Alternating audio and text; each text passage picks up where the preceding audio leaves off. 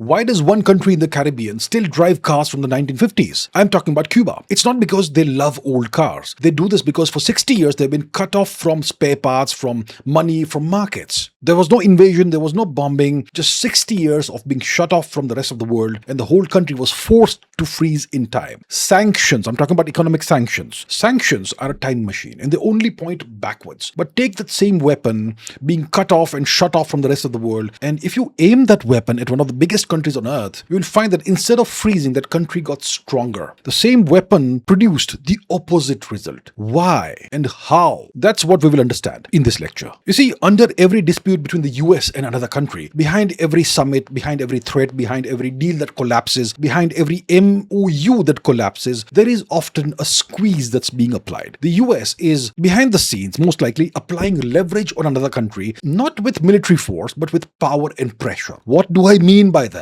Power between nations is the ability to make dependence hurt. If you need something and I control it, I have power over you. So how does one country arm twist another? They say, we will wreck, destroy your economy. We will pile tariffs on you. We will make it impossible for you to do business with the rest of the world. We will cut you off from the global financial system. That is the threat that is imposed. It's not the threat of a missile or a bomb. This is called weaponized interdependence or weaponized dependence if you are a small nation that's dealing with a more powerful nation, maybe the US. You see, connection was supposed to make wars too expensive to be prosecuted. But instead, connection has built choke points in the global economy. And that is the basis of everything today. It's the basis of the international order, it's the basis of the global economic order and global finance and so on. You see, there's a web of finance, there's a web of trade and finance across the world. And this sort of a web has hubs. These hubs are a few places where all the threads cross and come and interconnect in one place. Those are hubs. The system that clears the world's US dollars is one such hub. The one firm that makes the machine that makes advanced chips, semiconductors, that's another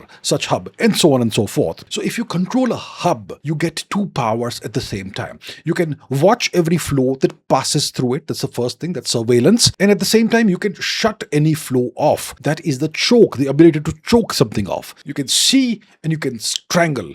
Every squeeze I'm about to tell you and show you is just somebody controlling one of these hubs. So let's uncover the toolkit, one squeeze at a time. There are 5 squeezes in total. The first squeeze is money. See, most people picture sanctions as a country that's being told, you can't sell to us and you cannot buy from us. But that's not how it really works. It's done much more quietly and it's done at a much larger and wider scale. It's being cut out of this circulatory system that moves money across the global economy. Completely cut off from that circulatory system. How does it happen? Banks are unplugged overnight and your economy is suddenly unable to pay or get paid across its own borders. Now let's go one level deeper because we don't do surface level analysis. Let's look at where the real leverage actually hides. There are 2 parts to moving a US dollar across the world anywhere. One part is the message, the instruction that says pay this bank this much amount of US dollars. But that message is not the money, it's just the instructions. The US dollars still have to settle somewhere and almost every US dollar on earth finishes its journey inside an American bank because that is where US dollar accounts ultimately live. So that settlement is the real switch. If you cut a bank out of dollar settlement, you have stopped it from trading in dollars with anyone at all anywhere in the world. So you never sanction your target's partners yourself. You tell every foreign bank, I will make you an offer you cannot refuse. If you deal with the sanctioned party, you lose your access to the US dollar. Choose your path wisely. So nobody picks the sanctioned party. The entire world does your squeezing for you for free. That's how you ensure, if you are the US, that your target overnight becomes incapable of trading with anybody at all. So that was the first squeeze. Now what's the second squeeze? The second squeeze is debt. Wears a friendly face, at least initially. It arrives as help. A country that needs a port or a highway or a power station and it cannot fund it, so it borrows. And it borrows often on generous looking terms. Then the project does not earn what it was supposed to earn and the loan cannot be repaid, and then see what happens. You see, when a company cannot pay its debts, it goes to a bankruptcy court. A neutral judge freezes the claims and wipes out some of the claims and reschedules the rest of the claims under rules everyone agreed to in advance. But when a country cannot pay its debts, there is no court, there is no judge,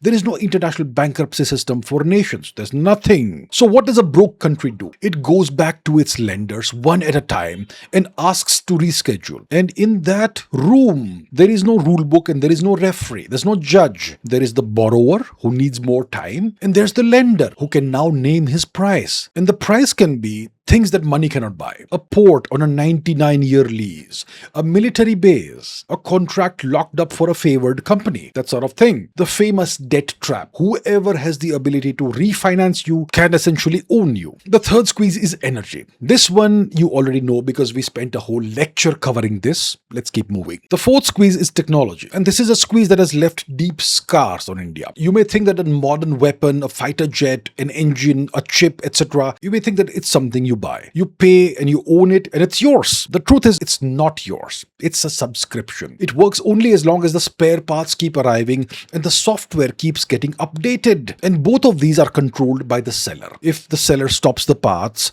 and freezes the software updates and doesn't deliver the jet engines, then the most expensive machines in your arsenal, they slowly start becoming very costly paperweights. And if you're a buyer, you cannot reverse engineer technology overnight. You cannot reverse engineer a whole supply chain overnight. In the early 1990s, India was denied a cryogenic rocket engine technology. It had already been promised. There was nowhere else to buy it. So India had to spend the next 20 years building the thing from scratch alone. 20 years is what that leverage cost India. So the rule is, whoever owns technology can deny it to you. Whoever controls the spare parts you need can control you. The fifth squeeze is fear. Deterrence. This is a really strange squeeze because it works by never being used. A weapon that is never fired can still influence and run another country's calculations every single day just because it exists. I am, of course, talking about nuclear weapons, right? So there are two ways a country can try to buy its own safety. One is assurance, a signed piece of paper, other powers promising to respect your borders, that sort of thing. The other is a weapon that can survive a first strike and still hit back. These are very different things. An assurance is only a promise, and a promise can be broken the day it becomes inconvenient because there is no court to enforce it, remember, right? But a weapon that survives and strikes back enforces itself. It only has to exist. It only has to be in your possession. In 1994, a country that had inherited one of the world's largest nuclear arsenals on Earth agreed to give it up entirely, every single warhead, for signed assurances that its borders would be respected in the future. Within a generation, those assurances were broken and it was invaded. Obviously discussing Ukraine over here, 2022. So those signatures were only a promise. Promises cannot be enforced. They can be broken. The warheads would have enforced themselves. Lesson to be learned here. Now let's understand the deeper mechanism of deterrence. Nuclear weapons do two things at once. Two roughly equal nuclear powers cannot afford to go to war against each other because it would end, destroy, annihilate both of them. So they don't go to war. But that safety at the top, it unlocks a lot of stuff underneath. Proxy wars, border skirmishes, raids, pressure kept just below the red line threshold, and so on and so forth. The weapon, the nuclear weapon that prevents the big war, it enables 100 small conflicts. And how those small conflicts get fought and what kind of stories are told to justify them, that is the sixth phase of power information, and that is where the second half of the course begins. So there are 5 weapons that we are discussing in this lecture. And you know what? Squeezes. These are the 5 squeezes, and these squeezes can sometimes backfire in a way that you can actually predict. Sanctions froze Cuba in the 1950s, but when those same sanctions were aimed at a giant resource-rich country with a huge economy, that country did not collapse. It adapted. It grew a war economy. It came out stronger. Russia, of course, same weapon, sanctions, but opposite result. Why did this difference occur? One variable makes the difference. Substitutability. How easily the target can find another source for the same thing that you have cut off from it. Sanctions are effective in proportion to how much the target depends on you minus the alternatives it can find. In the case of Cuba imported nearly everything and it had nowhere else to turn. So the squeeze, the sanctions, that was fatal. Russia had its own massive resources, and China and India were happy to buy what the West would not buy. So the same squeeze, the same sanctions, that failed. So the rule is sanctions work only when the target suffers from dependence minus alternatives. And now sanctions may eventually bite the country that uses them. Sanctions only work when your choke point has no rival. The US dollar is a massive economic choke point that works in favor of the US. Every time the US uses it, they teach the world that the US dollar is actually a trap. The US